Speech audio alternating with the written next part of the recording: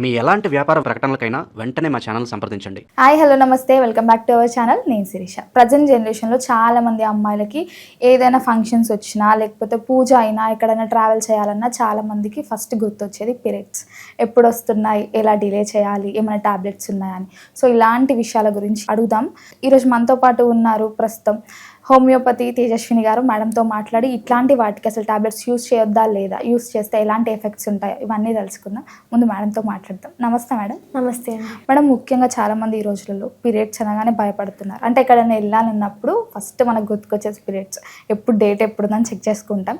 So ముఖ్యంగా మరి ఎలా ఉంటుందంటారు, ఒకవేళ టాబ్లెట్స్ వేసుకుంటే ఏమైనా ఎఫెక్ట్ అవుతుందంటారా ఫర్దర్గా? డెఫినెట్లీ అండి. ఇప్పుడు రెగ్యులర్ అయిపోయింది అందరు సాధారణంగా టాబ్లెట్స్ యూస్ చేయడం. పీరియడ్స్ డిలే అవ్వడానికి లేదంటే ఎర్లీగా రావడానికి చాలా మంది టాబ్లెట్స్ యూస్ చేస్తున్నారు. వీటన్నీ ఏముంటాయంటే వాటన్నిటిలో మెయిన్గా హార్మోనల్స్ ఉంటాయి. అందుకే వాటి హార్మోనల్ టాబ్లెట్స్ అంటాం. ఈ హార్మోనల్ టాబ్లెట్స్ మనం యూస్ చేయడం వల్ల ఒకవేళ ఆ టైంలో పీరియడ్ డిలే అయిన లేదంటే ఎర్లీగా వచ్చా కూడా నెక్స్ట్ సైకిల్ పైన ఎఫెక్ట్ చూపిస్తుంది. అదేవిధంగా వాళ్ళకి ఫ్యూచర్ పైన కూడా, ఫ్యూచర్ ప్రెగ్నెన్సీస్ పైన లేదంటే ఫ్యూచర్ పీరియడ్ ప్రాబ్లమ్స్ పైన ఎఫెక్ట్ చూపిస్తూ ఉంటుంది. సాధారణంగా ఎందుకు పీరియడ్స్ డిలే అవుతాయి, వాళ్ళకి ఏదైనా ప్రాబ్లమ్స్ ఉన్నప్పుడు మాత్రమే పీరియడ్స్ డిలే అవుతాయి. Every month 21 to 35 days period cycle normal. ఈ డేస్లో ఎప్పుడైనా రావచ్చు. కొంతమందికి ఎందుకు డిలే అవుతుంది, కొంతమందికి ఎర్లీగా ఎందుకు వస్తుందో తెలుసుకోవాలన్నమాట. ఈ డిలే అయినా కూడా ఎర్లీగా వచ్చా కూడా ఈ పీరియడ్ టైంతో పాటు పీరియడ్ డ్యూరేషన్ వేరియేషన్ ఉంటుంది. నార్మల్ పీరియడ్ డ్యూరేషన్ వచ్చేసి 3 to 5 days. Normal period duration వచ్చేసి 5 to 7 days. ఈ డేస్ బ్లీడింగ్ అయినట్టయితే అది నార్మల్ కిందకి కన్సిడర్ చేస్తాం. 7 days అవ్వడం మంచిదంటారా? అండి, అది కూడా నార్మల్. 5 to 7 days నార్మలే. మోర్ దాన్ 7 days అయినా లేదంటే 10 days 15 days అలా అవుతూ ఉంటారు. అలాంటివి మటు చూసుకుంటూ ఉండాలి. ఎందుకంటే ఏదైనా ప్రాబ్లం ఉన్నప్పుడు మాత్రమే అలా లాంగ్ డ్యూరేషన్ అనేది బ్లీడింగ్ అనిపిస్తూ ఉంటుంది. ఇంకా కొంతమందికి పీరియడ్కి మధ్యలో కూడా బ్లీడింగ్ అవుతుంది. అది నార్మల్ పీరియడ్ లాగా కంటిన్యూ అవ్వచ్చు, లేదంటే జస్ట్ చిన్న స్పాటింగ్ లాగా బ్లడ్ కనిపించి అయిపోతూ ఉంటుంది. ఇవన్నీ కూడా చూసుకుంటూ ఉండాలి. రెగ్యులర్గా హార్మోన్ టాబ్లెట్స్ యూస్ చేయడం వల్ల వాళ్ళకి నెక్స్ట్ పీరియడ్ సైకిల్ అనేది డిలే అవుతూ ఉంటుంది. కొంతమందిలో 2 months వరకు 3 months వరకు పీరియడ్ రాకుండా ఉంటుంది. ఒకవేళ వచ్చా కూడా బ్లీడింగ్ అనేది మోర్ దాన్ 7 days కంటే 10 days కూడా అవుతూ ఉంటుంది. ఇంకా దాంతోపాటు కలర్ వేరియేషన్ ఉంటుంది పీరియడ్లో. నార్మల్ బ్రైట్ రెడ్ అనేది నార్మల్ కలర్. బట్ ఇలాంటి హార్మోన్ టాబ్లెట్స్ యూస్ చేయడం వల్ల పీరియడ్స్ డిలే చేసుకోవడం వల్ల బ్లీడింగ్ అనేది బ్లాక్ కలర్గా మారిపోతుంది. ఇంకా వాళ్ళలో పెద్ద పెద్ద క్లాట్స్ కనిపిస్తూ ఉంటాయి. నార్మల్ బ్లీడింగ్లో ఎలాంటి క్లాట్స్ కనిపించవు. బట్ పెద్ద పెద్ద క్లాట్స్ కానీ, చిన్న క్లాట్స్ కానివ్వండి, కలర్ మారడం కానీ, ఇవన్నీ మనలో ఏదైనా ప్రాబ్లం ఉన్నప్పుడు మాత్రమే ఇండికేట్ అవుతూ ఉంటాయి. ఇంకా కొంతమందిలో ఏముంటుందంటే ఈ పీరియడ్స్ టైంలో హెవీగా పెయిన్ ఉంటుంది. నార్మల్ పెయిన్ ఉన్నప్పుడు అది మనకేం ఎఫెక్ట్ చూపించదు. అంటే నార్మల్గా మైల్డ్ పెయిన్ పీరియడ్ క్రాంప్స్ వల్ల వస్తుంది. అంటే ఆ బ్లీడింగ్ మొత్తం బయటికి పంపించాలి కాబట్టి గర్భాశయం మొత్తం కాంట్రాక్షన్ జరిగి ఆ బ్లడ్ని బయటికి పంపిస్తూ ఉంటుంది. ఈ టైంలో మైల్డ్ పెయిన్ కామనే. బట్ కొంతమందికి సివియర్గా ఉంటుంది. స్కూల్కి వెళ్ళలేకపోవడం, కాలేజ్కి వెళ్ళలేకపోవడం, ఏదైనా చిన్న చిన్న వర్క్స్ చేయాలని డిఫికల్ట్గా ఉంటుంది. అలాంటి టైంలో ఏముంటుందంటే హార్మోన్ టాబ్లెట్స్ ఎక్కువ యూస్ చేశారనుకోండి, వాళ్ళలో ఫైబ్రాయిడ్స్ వస్తూ ఉంటాయి. ఇంకా వాళ్ళకి ఎండోమెట్రియోసిస్ అని ఇన్ఫెక్షన్స్ అనేవి కామన్గా ఉంటాయి. దీనివల్ల వాళ్ళకి కడుపు నొప్పి వచ్చి, బ్యాక్ పెయిన్, ఇంకా స్కూల్కి వెళ్ళలేకపోవడం ఇలాంటివి కనిపిస్తూ ఉంటాయి. బట్ ఈ పెయిన్ కూడా మనం కన్సిడర్ చేస్తూ ఉండాలి. మనం చాలామంది ఈ హార్మోన్ టాబ్లెట్స్ యూస్ చేసి ఆ మంత్ పీరియడ్ డిలే అయితే చాలే అనుకొని యూస్ చేస్తూ ఉంటారు. కొంతమంది నార్మల్గా 1 టాబ్లెట్స్ యూస్ చేస్తారు. కొంతమంది అయితే 5 to 10 days వరకు కంటిన్యూస్గా ఎవ్రీడే యూస్ చేస్తూ ఉంటారు. ఇలా లాంగ్ టర్మ్గా ఎక్కువ రోజులు టాబ్లెట్స్ యూస్ చేయడం వల్ల వాళ్ళకి హార్మోనల్ ఇంబ్యాలెన్స్ జరుగుతుంది. ఈ హార్మోనల్ ఇంబ్యాలెన్స్ అయినప్పుడు ఏమవుతుంది, వాళ్ళ బాడీలో లేని జబ్బులు కొత్తగా వస్తాయి. వాళ్ళకి మెయిన్గా వచ్చేసి రీక్రియేట్, మనకందరికీ మనమే రీక్రియేట్ చేసుకున్నట్టు అవుతుంది. కొంతమందిలో ఈ హార్మోన్ టాబ్లెట్స్ ఎక్కువ యూస్ చేయడం వల్ల హార్మోనల్ ఇంబ్యాలెన్స్ జరిగి వాళ్ళలో ఫైబ్రాయిడ్స్ వస్తాయి. ఫైబ్రాయిడ్స్ అంటే గర్భాశయంలో గడ్డలు అనమాట. ఈ గడ్డలు అనేటివి చిన్నగున్నా పెద్దగున్నా కూడా ప్రాబ్లమాటిక్గానే ఉంటుంది. ఈ ఫైబ్రాయిడ్స్ అనేటివి కొంతమందిలో పెద్ద సైజులో ఉంటాయి. వాళ్ళు ఇంకా సివియర్ పెయిన్తో వచ్చి సర్జరీ వరకు వెళ్ళి గర్భాశయం మొత్తం ట్రీట్ చేసుకుంటూ ఉంటారు. ఇలాంటి సందర్భాలు కూడా ఉన్నాయి. బట్ ఈ ఫైబ్రాయిడ్స్ని కూడా మనం ఎల్లిగా ట్రీట్ చేసుకోవచ్చు. సపోజ్ ఫైబ్రాయిడ్స్ 3 to 5 centimeters ఉన్నాయనుకోండి, అది స్మాల్ ఫైబ్రాయిడ్స్ అంటాం. ఆ ఫైబ్రాయిడ్స్ని ఎర్లీగానే మెడిసిన్తో పాటు క్యూర్ చేసుకోవచ్చు. ఇంకా 5 to 7 centimeters ఫైబ్రాయిడ్స్ ఉంటాయి. ఈ 5 to 7 centimeters ఫైబ్రాయిడ్స్ కూడా టైం బట్టా కూడా వాటికి ఇంకా ఎర్లీగా క్యూర్ చేసుకోవచ్చు కంప్లీట్గానే. ఇంకా మోర్ దాన్ 10 కంటే అంతకంటే ఎక్కువ సైజులో ఉన్నట్టయితే వాటిని మనం మేనేజ్ చేసుకోవచ్చు. ఆ ఫైబ్రాయిడ్స్ ఇంకా సైజ్ పెరగకుండా, కొత్త ఫైబ్రాయిడ్స్ రాకోకుండా చూసుకోవచ్చు. ఇంకా మెయిన్ ఈ హార్మోన్ టాబ్లెట్స్ యూస్ చేయడం వల్ల వాళ్ళకి వచ్చేది ఎండోమెట్రియోసిస్ అంటాం. అంటే గర్భాశయం లోపల పొర ఇతర ఆర్గాన్స్ పైన డెవలప్ అవుతుంది. అంటే ఒకవేళ ట్యూబ్స్లో అవుతుంది, లేదంటే అండాశయం పైన అవుతుంది, ఇలా ఎక్కడైనా అవ్వచ్చు అనమాట. ఇది కూడా సేమ్ మన బాడీ ఎలా హార్మోన్స్కి రియాక్ట్ అవుతుందో పీరియడ్ టైంలో ఇది కూడా హార్మోన్స్కి రియాక్ట్ అయ్యి బ్లీడింగ్ కాజ్ చేస్తుంది. నార్మల్గా గర్భాశయంలో బ్లీడింగ్ జరిగినట్టయితే అది వెజన ద్వారా బయటకు వచ్చేస్తుంది. బట్ ఈ ఇతర ఆర్గాన్స్ పైన గ్రో అయిన గర్భాశయం లోపల పొర అనేది హార్మోన్స్కి రియాక్ట్ అయినప్పుడు బ్లీడింగ్ జరుగుతుంది. బట్ ఆ బ్లీడింగ్ బయటికి రావాలంటే ఎలాంటి వే ఉండదు, ఇంకా అది అక్కడే ఆగిపోయి ఇంకా పెయిన్ ఇంకా ఇంక్రీజ్ చేస్తూ ఉంటుంది. దీంతో పాటు కొన్ని ఇన్ఫెక్షన్స్ ఉంటాయి. హార్మోన్ టాబ్లెట్స్ ఎక్కువ యూజ్ చేయడం వల్ల వాళ్ళకి ఈజీగా ఇన్ఫెక్షన్స్ ఎక్కువగా వస్తూ ఉంటాయి. కొంతమందికి సెర్విసైటిస్ అంటుంటాం, అంటే వెజన నుంచి అబ్నార్మల్గా ఫ్లూయిడ్ లీక్ అవుతూ ఉంటుంది. ఇది వాళ్ళకి దురదగా మంటగా అనిపిస్తుంది. ఇంకా కొంతమందిలో ఇది ఇన్ఫెక్షన్స్కి యాంటీబయాటిక్స్ యూజ్ చేస్తారు. ఇలా యాంటీబయాటిక్స్ కానీ కెమికల్స్ కానీ యూజ్ చేయడం వల్ల ఆ ఇన్ఫెక్షన్ మళ్ళీ మళ్ళీ వస్తూనే ఉంటుంది, ప్రాపర్గా ట్రీట్మెంట్ అందకుండా ఉంటుంది. బట్ మెయిన్గా నా ఒపీనియన్ అయితే మటుకు ఇలా ఎలాంటి హార్మోన్ టాబ్లెట్స్ యూజ్ చేయడం మంచిది కాదు. ఇంకా ఈ పీరియడ్ డిలే అవ్వడానికి, పీరియడ్ ముందుగా రావడానికి అని ఎలాంటి యూజ్ చేయాల్సిన అవసరం ఉండదు. బట్ మనం అక్కడ యూజ్ చేస్తా కూడా నెక్స్ట్ సైకిల్ మనం చూసుకుంటూ ఉండాలి. ఏదైనా పీరియడ్లో ఏదైనా మార్పులు ఏదైనా వచ్చాయా, డ్యూరేషన్లో కానీ, లేదంటే అమౌంట్ ఆఫ్ బ్లడ్ లాస్లో కానీ, కలర్లో కానీ ఏదైనా డిఫరెన్స్ ఏదైనా ఉందో నోటీస్ చేసుకుని వెంటనే డాక్టర్ని కన్సల్ట్ అవ్వాలి. ఇంకా ఇలాంటి మనం ఎర్లీగా తెలుసుకున్నట్టయితే హోమియోపతి ద్వారా ఈ కండిషన్ ఏదైతే ఉంటుందో అది కంప్లీట్గా క్యూర్ చేసుకోవచ్చు. ఇన్ఫెక్షన్స్ ఏదైనా ఉన్నా కూడా అది ఇంకా ఇతర ఆర్గాన్స్కి పాస్ అవ్వకుండా మనం హోమియోపతి ద్వారా కంట్రోల్ చేసుకోవచ్చు. వాళ్ళ సిమ్టమ్స్ కానీ పెయిన్ ఉన్నా, బ్లీడింగ్ ఉన్నా, లేదంటే అబ్నార్మల్ ఫ్లూయిడ్ ఉన్నా కూడా కంప్లీట్గా క్యూర్ చేసుకోవచ్చు. ఇంకా అది మళ్ళీ మళ్ళీ రాకుండా పార్ట్నర్కి కూడా స్ప్రెడ్ అవ్వకుండా కూడా చూసుకోవచ్చు. మేడం, ఇప్పుడు మీరు ఎంత పీరియడ్స్కి ముందు వచ్చే ముందు రాకుండా ఉండడానికి ఒక టాబ్లెట్స్ వేసుకుందాం అన్నారు, దెన్ ఓకే. ఇప్పుడు రేపు ఏదైనా ఫంక్షన్ ఉంది, లేకపోతే ఒక 1 వీక్ అయితే ఉంది, ఇప్పుడే రావాలి పీరియడ్స్ అని కొంతమంది రావడానికి కూడా టాబ్లెట్స్ వేసుకుంటారు. అలా యూజ్ చేయొచ్చు అంటారా? అలా కూడా యూజ్ చేయడం మంచిది కాదండి. పీరియడ్స్ అంటే న్యాచురల్ సైకిల్, మన బాడీలో హార్మోన్స్కి రియాక్ట్ అయ్యి అప్పుడు మాత్రం పీరియడ్స్ వస్తాయి. దాన్ని మనం ఎర్లీగా స్టిమ్యులేట్, హార్మోన్ టాబ్లెట్స్ యూజ్ చేసి ఎర్లీగా స్టిమ్యులేట్ చేసా, లేదంటే డిలే అవ్వడానికి యూజ్ చేసా కూడా ప్రాబ్లమాటిక్గానే ఉంటుంది. ఇది సైకిల్స్ అనేది డ్యూరేషన్ మారిపోతూ ఉంటుంది ఇలా యూజ్ చేయడం వల్ల. ఇలా యూజ్ చేయడం వాళ్ళకి ప్రెగ్నెన్సీ పైన ఎఫెక్ట్ చూపిస్తుంది. ఒకవేళ వాళ్ళు నాన్ ప్రెగ్నెన్సీ ఉన్నారనుకోండి, ఫ్యూచర్లో వాళ్ళు ప్రెగ్నెన్సీ కోసం ట్రై చేస్తారు. ఇలా లాంగ్ టర్మ్ ఇలా పీరియడ్ డిలే కోసం, లేదంటే పీరియడ్ ఎర్లీగా రావడానికి టాబ్లెట్స్ యూజ్ చేసినప్పుడు ప్రెగ్నెన్సీ పైన ఎఫెక్ట్ చూపిస్తుంది. సరిగ్గా ఎగ్ రిలీజ్ అవ్వకపోవడం, ఒకవేళ ప్రెగ్నెన్సీ హ్యాపీ అయినా కూడా ఆ కంటిన్యూషన్ అనేది లేకుండా పోతుంది. దానివల్ల వాళ్ళకి ఎర్లీగా అబార్షన్స్ అనేవి అవుతూ ఉంటాయి. మిస్క్యారేజ్ అవ్వడం, మిస్క్యారేజ్ అని అంటుంటాం. ఇవన్నీ జరుగుతాయి. కాబట్టి ఈ హార్మోన్ టాబ్లెట్స్ అనేవి కంప్లీట్గా అవాయిడ్ చేయడం మంచిది. ఒకవేళ న్యాచురల్గా ఎవ్రీ మంత్ పీరియడ్స్ రావాలంటే మెయిన్ ప్రికాషన్స్ ఏం తీసుకోవాలంటే? అండి, మెయిన్గా న్యాచురల్గా పీరియడ్స్ అనేటివి ప్రతి ఒక్కళ్ళు కామన్గా ఉంటాయి.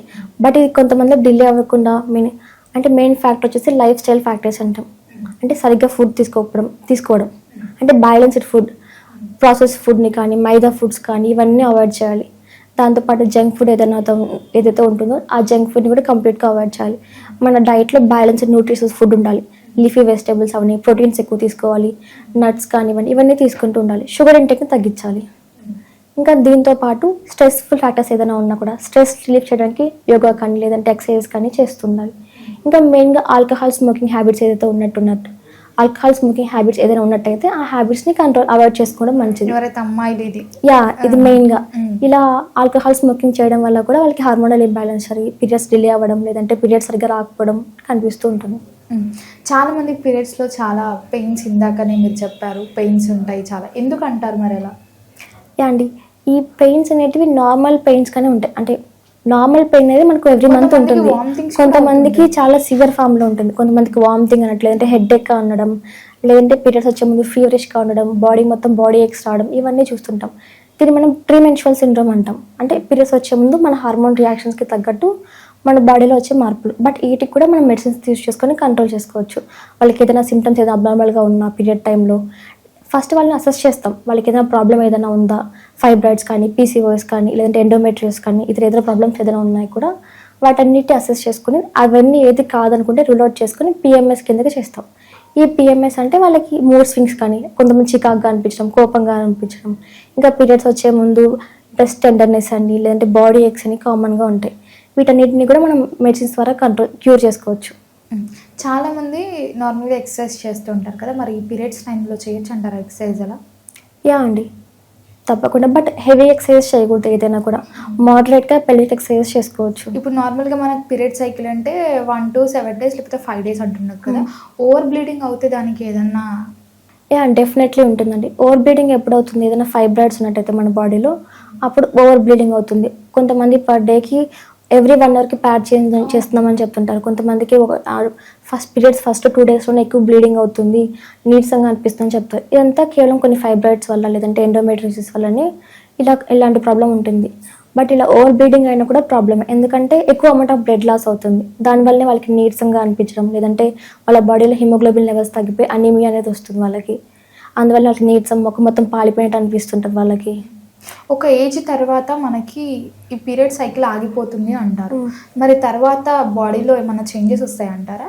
ఆఫ్టర్ 45 తర్వాత అంటుంటారు కదా, మరి అది ఎంతవరకు నిజం అంటారు? డెఫినెట్లీ అండి.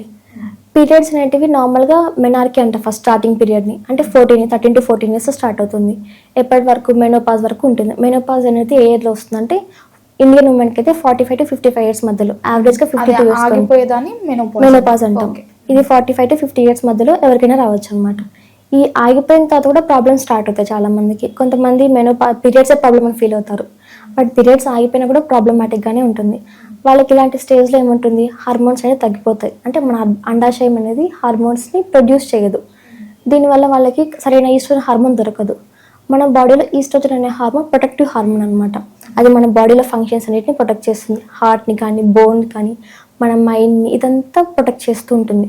ఎప్పుడైతే ఈ పీరియడ్స్ ఆగిపోయిన తర్వాత మెనోపాజ్ స్టేట్లో వాళ్ళకి హార్మోన్స్ పడిపోతాయో అప్పుడు వాళ్ళు ఈ ప్రొటెక్షన్ కోల్పోయి డిసీజ్ అనేది స్టార్ట్ అవుతూ ఉంటాయి. దీన్ని మనం పోస్ట్ మెనోపాజల్ సిండ్రోమ్ అంటాం. ఇది ఒక డిసీజ్ మాత్రమే, అంటే ఒక లక్షణమే కాదు, ఇంకా చాలా లక్షణాలు కలిపి ఉంటుంది కాబట్టి దీన్ని మనం పోస్ట్ మెనోపాజల్ సిండ్రోమ్ అంటాం. వీళ్ళకి ఎలా ఉంటుంది అంటే ఆ స్టేజ్లో జుట్టు రాలిపోవడం, ముఖం మొత్తం పేలిపోయినట్టు అనిపించడం, వాళ్ళకి చికాగ్గా అనిపించడం, డిప్రెషన్ అంటాం. ఇంకా ఏ పని కాన్సన్ట్రేట్ చేయలేకపోవడం, ఏదైనా ఊరికే కోపం రావడం, ఇలాంటివి చూస్తాం. ఇంకా దీంతో పాటు ఈ పోస్ట్ మెనోపాజల్ ఫేస్లో, అంటే మెనోపాజ్ అయిపోయిన ఫేస్లో వాళ్ళకి ఏముంటాయంటే జాయింట్ పెయిన్ స్టార్ట్ అవుతాయి. ఎందుకంటే ఈస్ట్రోజన్ అనే హార్మోన్ మన జాయింట్స్ పైన కూడా యాక్షన్ చూపిస్తుంది. మన జాయింట్స్ ఫ్రీగా మూవ్ అవ్వాలన్నా ఆ లిక్విడ్ ఉంటుంది కదా జాయింట్స్ మధ్యలో, ఆ లిక్విడ్ని కూడా కంట్రోల్ చేస్తుంది. ఇంకా ఆ జాయింట్స్ మొబిలిటీకి కానీ, లేదంటే ఆ బోన్స్ స్ట్రెంగ్తన్ అవ్వడానికి కూడా ఈస్ట్రోజన్ హార్మోన్ హెల్ప్ చేస్తుంది.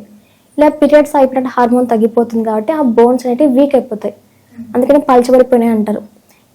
ఇంకా చాలామంది మనం చూస్తుంటాం, పీరియడ్స్ అయిపోయిన ఏజ్లో ఉంటారు అమ్మమ్మలు కానీ, అలా వాళ్ళు ఈజీగా కింద పడిన వెంటనే వాళ్ళకి ఫ్రాక్చర్స్ అవుతాయి.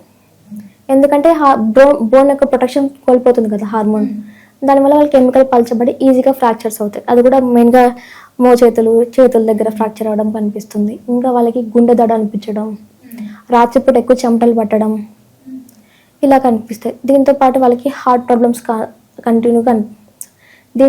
వాళ్ళకి హార్ట్ ప్రాబ్లమ్స్ కనిపిస్తాయి. ఎందుకంటే బాడీలో కొలెస్ట్రాల్ లెవెల్స్ పెరిగిపోతాయి ఈ ఏజ్ తర్వాత.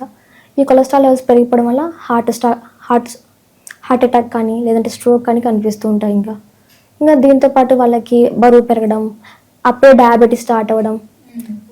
ఇది ప్రీ డయాబెటిక్ కూడా ఉండొచ్చు, అంటే ముందు నుంచి కూడా స్టార్ట్ అయి ఉండొచ్చు. బట్ ఈ మెనోపాజ్ తర్వాత వాళ్ళకి షుగర్ వచ్చే అవకాశం ఎక్కువగా ఉంటుంది, ఎందుకంటే హార్మోన్స్ తగ్గిపోతాయి. దీనివల్ల ఇన్సులిన్ హార్మోన్ పడిపోతుంది. ఇన్సులిన్ హార్మోన్ తగ్గిపోతే మన బాడీ ఇంకా ఇన్సులిన్ సెక్రెట్ చేస్తుంది. దానివల్ల వాళ్ళకి మనం తిన్న ఫుడ్ మొత్తం అలానే ఉండి షుగర్ లెవెల్స్ పెరిగిపోతూ ఉంటాయి. ఇలా ఉంటాయి వాళ్ళకి. ఇంకా దీంతో పాటు కూడా బరువు పెరగడం. ఇంకా కొంతమందికి అయితే పీరియడ్స్ అయిపోయిన తర్వాత కూడా కొద్ది రోజుల తర్వాత వాళ్ళకి మళ్ళీ బ్లీడింగ్ అనిపిస్తుంది. దీన్ని మనం పోస్ట్ మెనోపాజల్ బ్లీడింగ్ అంటాం. ఎందుకంటే పీరియడ్స్ అయిపోయే ముందు వాళ్ళకి ఏదైనా ఫైబ్రాయిడ్స్ ఉన్నా, లేదంటే ఎండోమెట్రియోసిస్ ఉన్నా కూడా వాళ్ళు ఏమనుకుంటారు, పీరియడ్స్ అయిపోతే మాకు ఇది బ్లీడింగ్ ఏం ప్రాబ్లం ఉండదు కదా, ఏం ప్రాబ్లం లేదు, అందరూ నెగ్లెక్ట్ చేస్తూ ఉంటారు. అది అలా ప్రొలాంగ్ చేస్తూ మెడిసిన్స్ తీసుకోకుండా చేస్తుంటారు. బట్ ఇలా చేసా కూడా వాళ్ళకి పీరియడ్స్ అయిపోయిన తర్వాత ప్రాబ్లమాటిక్గానే ఉంటుంది. ఇది మళ్ళీ బ్లీడింగ్ అనిపించడం, లేదంటే కంటిన్యూస్గా బ్లీడింగ్ రావడం, లేదంటే ఆ ఫైబ్రాయిడ్స్ క్యాన్సరస్గా మారుతూ ఉంటాయి ఈ మెనోపాజ్ అయిపోయిన తర్వాత. ఓవరాల్గా మేడం మాకు తెలియని చాలా డౌట్స్ క్లియర్ చేశారు. Thank you so much. Thank you.